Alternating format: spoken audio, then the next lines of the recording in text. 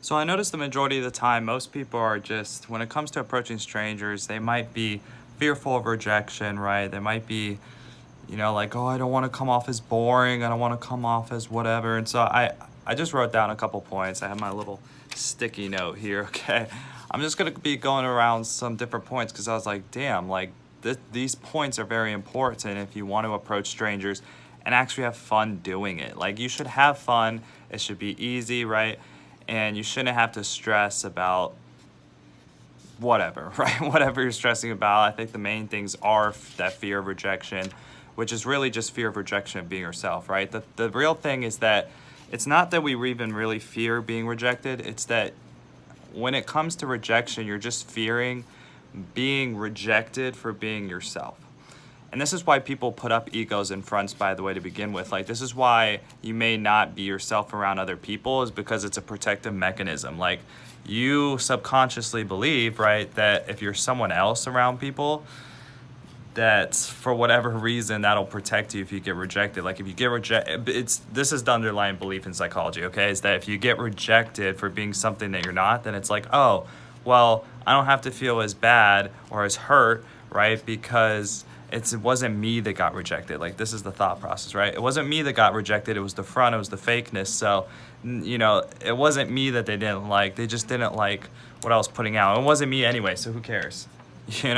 But then, like, and that starts when people, of course, in the beginning, when they're younger and stuff, they put out their true self, and then it gets rejected, and it's like a whole kind of traumatic experience for them. Like, it's a past experience that's hard for them to get over. And so then they start forming this character, like, thinking it'll make them feel better when they get rejected. And, it's just not the case. It just doesn't happen. But anyways, so that's part of what we're going to talk about today. We're going to talk about kind of how to get over this and what's really going on in relationships anyway, and what really matters when you're talking to people. So I want to talk about, like, one of the most important things when it comes to this. And it's going to truly blow your mind, because a lot of people may think, like, how do I need to come off? What do I need to say? Whatever. And that's all limiting you, and it's all blocking you from actually having good conversations and interactions with people. Because you have to understand that a conversation is 100%. I mean, in psychology, they say words are 7%, but honestly, it's like 100%, because the words come naturally from this, guys. It's 100% what I call your energy and the emotion you're giving off. And energy can't be faked. Like, you can think, oh, well, I'm giving off a good energy, but if you're not aware of the energy you're actually giving off, right, what you actually feel, then, like, you're going to be communicating something that you probably don't want to communicate to the other person. So, for example, again, I call it calibration. You have to learn how to calibrate certain things to people. See, we all have anger inside of us. We all have happiness. We all have confidence. We have all these sorts of things. Now, however you see the other person, whatever light you're seeing them in, is what you're going to bring out of them. So, for example, however you're seeing them is how you see yourself. So, for example, a confident person sees themselves as confident, right? And so they go around assuming everybody else is confident. You know what I mean? And so therefore they bring that side out of them because they just assume, right? And they may find out later on, like, this is kind of what happened to me, by the way. Like, I found out, like, for some reason people care about this shit. And for some reason people care about, like, what others think, and people, like, I don't know, just have all these social rules and stuff, and I just was like, this is weird, honestly. And they just have all these things, all these worries, and, trying to keep up with the Joneses, all this stuff. And, where was I going with that? But anyways, like, the perception, like, however you see them is how you're going to bring out. So as I was saying, I was trying to remember where the hell I was even at. So confident, like, a confident person sees other people's confidence, so they assume they're confident. Therefore, they may bring that side out of them, right? Because they calibrate towards that. They treat the other person like they are already confident. Therefore, that other person will naturally bend to that reality that, oh, they think I'm confident, therefore I am confident, because most people have that external frame of reference. So whatever you think about them is what they're going to become. When you have an internal frame of reference, you control all that. Like, you can be confident or insecure or whatever. It doesn't matter. At the end of the day, you're choosing, right? In psychology, it's called an internal locus of control. You're choosing what you therefore come off as. Like if you choose to come off as confident or insecure, but it's not based on anybody else, right? Like even if you're insecure, it's your own choice basically. It has nothing to do with something someone else says. But for the most part, right? So most people with the external frame of reference, therefore, are going to take whatever you think about them as truth. So if you think that they are confident in that moment, they're going to be confident. If you think that they're insecure, they're going to be insecure, etc. Okay? And so this is how calibration works. And you probably already know this because you're like, yeah, honestly, like when my friends around me like validate me and think that I'm coming off as cool, it makes me feel more confident. Or when they don't validate me and everybody's making fun of me, it makes me feel not as confident. Like maybe you've already had kind of this experience, you kind of know what I'm talking about. Well, what if you can bring that out of other people? What if you can be the person to bring, of course, the good emotions out of other people, right? Like, again, if you are really happy and outgoing and have what I call the party vibe, where you're just like treating life like a party and you're just really outgoing, really out there, you can bring that out of other people just simply by being that feeling. Because whatever you believe the situation is in an interaction is what it's going to be, because you calibrate toward it, like subconsciously. Like if deep down you believe that you're weird, you're going to have the body language, you're going to have the speech, the tone, the everything that's going to follow after that belief, that's going to communicate that you are a weird person. And then the other person is going to believe, especially if you have a deep conviction in that, the other person's going to believe that, wow, this dude really is weird, therefore react to you in that way. They're going to be calibrating back towards you what you are showing them, and therefore you become weird. Like then you're classified as weird, and that's the only reason, is because that's what you believe. Now if you believe you're confident, then you, again, confidence gains the confidence, confidence gains the confidence in others, something like that. You get the fucking slogan. So like constantly you are literally selling people on the emotion that you're feeling. You're literally selling them on who you are. You are selling them on whether you're insecure, you're selling them on that. If you're confident, you're selling them on that. But like that's the thing that people have to understand, is everybody has extreme confidence or conviction in something and who they are.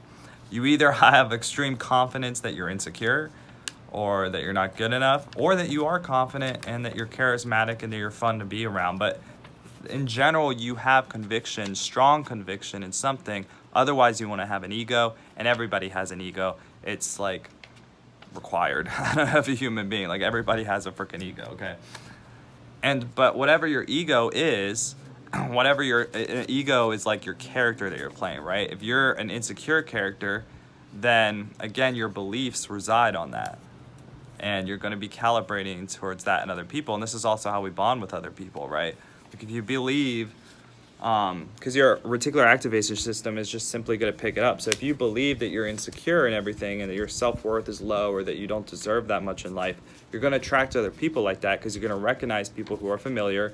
And the brain recognizes familiarity with like comfort and with like it's a good thing, right? Because the brain can predict it, and the brain wants to predict as much as possible. It doesn't like uncertainty. So this is how people get in traps, is that they just simply go off of familiarity, and familiarity has everything to do with who you believe you are. So in other words, if you stop perceiving yourself as someone who is insecure, and you start perceiving yourself as someone confident, and you do this over and over and over again, then familiarity changes for you. Then literally what is familiar and comfortable becomes someone who has higher self-worth. And this is how you get around people too, and actually feel comfortable around people with higher self-worth. And you'll actually start to feel uncomfortable with people who have lower self-esteem.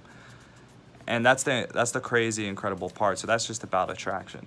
So literally, guys, when you start seeing yourself differently like that, like you start viewing and perceiving yourself as a confident person and doing all of that, then the game completely changes, because then your whole life reflects it. Then you start attracting those high-value people. People are always like, how do I attract high-value people? How do I, attract rich people? Whatever it is, right? If they want like a partner or something in that aspect. Like, bro, you got to become it. You got to like think like them, Like, otherwise they're not going to be around you, because they're not going to see you as someone familiar, as someone that, they want to be a friend with. It's like a friend at any level, If you're insecure, you're going to want friends that are insecure. Subconsciously, you may consciously be like, I don't want to be around insecure people. But if you're insecure, you are actually going to want to be around insecure people.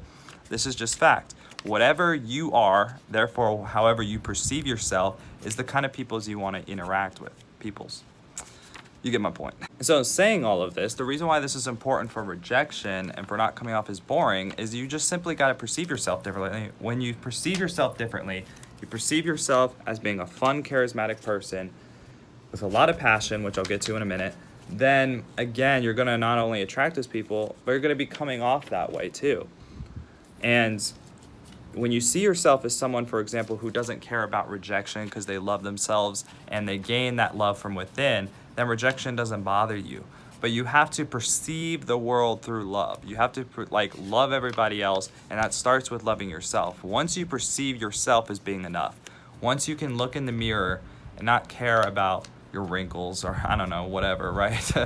Then, and you can love everything about yourself and accept yourself like that, then you're going to be perceiving the entire world that way. Like you're going to be seeing other people perhaps as friendly, as loving, as caring, etc. Okay. Now again, remember, ultimately rejection has to do with this lack of love in a way, and really with this lack of forgiveness. Like rejection has to do with unforgiveness. Like when you haven't forgiven someone, or you have like those past experiences that have shaken you, that you still can't forgive a certain person or a situation, then you're going to have trouble with forgiveness, and therefore you're going to have trouble with rejections and how to deal with them healthfully. And because if you don't care about rejection, you're just not going to care about like, oh, if someone doesn't like you, it's whatever, right? Because you just see the world through love and forgiveness, and it's whatever. Because if you love yourself first, and someone can reject you, it's fine, because it doesn't matter if they reject you. It's all about you loving yourself and caring about yourself and putting yourself first in a healthy way, not in a selfish way, just in a healthy way. Because if you don't put yourself first, you can't put others. Well, if you don't love yourself first, then you can't focus outward to others. Like you can't actually help people or care about people, truly. Like, and it may be a little controversial and people don't like to accept it, but you are going to be loved by whatever degree you love yourself. So if you don't love yourself, you're not, like, say, I don't know, on a scale, I don't want to put it on a scale, but say you love yourself like a 7 out of 10, you're going to receive people who only love you like 70%, 7 out of 10. Like, oh, I only love you 70%. If you really hate yourself, you have low self-worth or whatever, it's like 20%, let's say, then you're going to receive that kind of love from other people. Like, you're going to receive people who just care about you and respect you or love you like 20%, you know, like to a very low degree is what I'm trying to say. They're going to love you or accept you. So really how you do this is you become aware of what you're expecting constantly and what you're thinking about. Like you have to become aware of what you are constantly expecting out of your reality. Like become aware of your thoughts to an extreme. Like, do you truly expect yourself to be confident? Like when you imagine in your head, right, and you see yourself interacting in your world, in your imagination, what are you actually seeing? Like, what are you actually expecting in your head? This is the amazing part. You can literally change this literally just by changing your imagination. Like if you start thinking all the time, like without hesitation, like you just are always thinking about how much fun you're having with people and how much you are just like vibing with them and partying with them and being confident, whatever. If you only think about that like all the time, that is what you're expecting. And not even that, that's just like the character you're building in your head. That's what you're going to be portraying to the outside world, and that's just what you're going to be. Like the reason you are the way that you are is literally just because you expect that. And this is the awesome part, is that you can create all this in visualization first. Like you can literally visualize yourself. As long as it's consistent, you can visualize yourself and imagine yourself being a certain way for a long enough time, and then you'll just start being that. You know, like it doesn't even matter if you're not confident or you do care about what other people think, because the thing is if in your imagination, and you go through all the scenarios, like you see, it's lucidity, which I'll get to in a second, but you see yourself even in the bad scenarios where someone doesn't rejects you or they give you a weird look or whatever, you see yourself not caring about that. And even in imagination, you'll probably actually feel the emotion as if it was already happening, which is the beautiful thing about visualization, is that you can go through it in your own head without actually having the real world pressure. And so you can work these things out because in your head, you can imagine whatever the hell you want, right? So you can literally practice this. But basically see yourself, like see people even sometimes like rejecting you once in a while, right? And see yourself, have the emotion come up and just let it go, release it, and see yourself not caring about that, and see yourself just, all right, whatever, this next person, hey, how you doing? You know what I mean? Like see yourself shaking it off, because that's the beautiful thing. If you imagine yourself being a certain way, oh, fuck, I almost fell.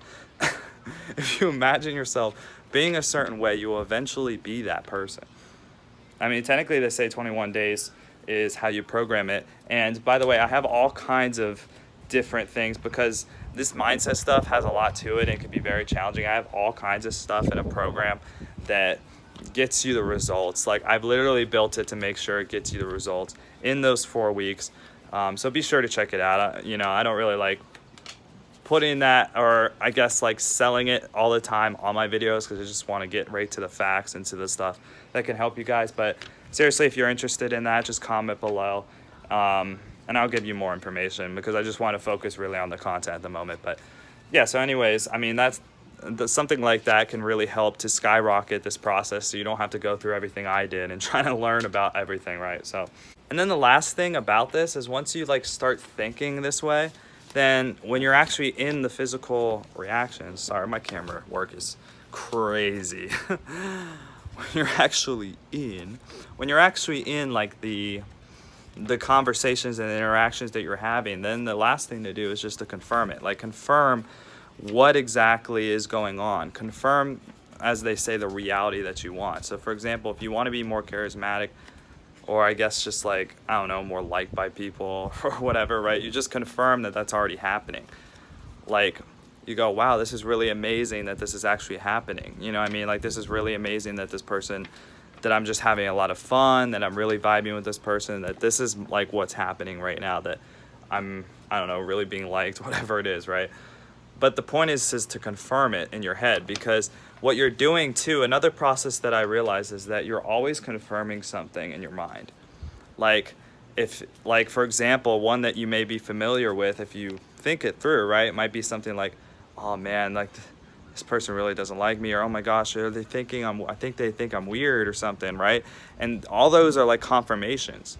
Sometimes you're uncertain in your own confirmations. You're uncertain in your uncertainty. Like it's crazy, but the point is that it's all confirmations. Like once you get confirmations down and you become aware of that process and you change them and take control of them, then it changes the entire dynamic. In fact, you can work backwards. If you have the confirmation, right, and you start confirming whatever it is you want, right? Like, oh man, this interaction is going really fun. I'm being really passionate. It's like, it's just a really good time. This is awesome. And you're confirming it as already being true. Then it can just leak into that actually happening. But that's the thing. That's how you really solidify that it's happening, is by confirming. So once you imagine it, once you really think about how you want to be, act, what you want to do in life too, like it literally goes to everything, then you switch it, or you don't switch it, then you just simply go to the natural mental process of confirming. And the reality is that when you actually do this correctly, you'll probably just confirm naturally. Like, to be honest, if you actually lived out your imagination as being fun and carefree or whatever, you're not even going to have to think about confirmation, because it's just naturally going to happen, because you're going to literally observe on your outer world, right? Like, oh, this really is happening. Like, people really are reacting to that and reacting to that reality, etc., right? All right, last thing, because this is a really long video. So the last thing I wanted to cover, I wanted to make sure to cover this, is how to entertain yourself and how to be passionate.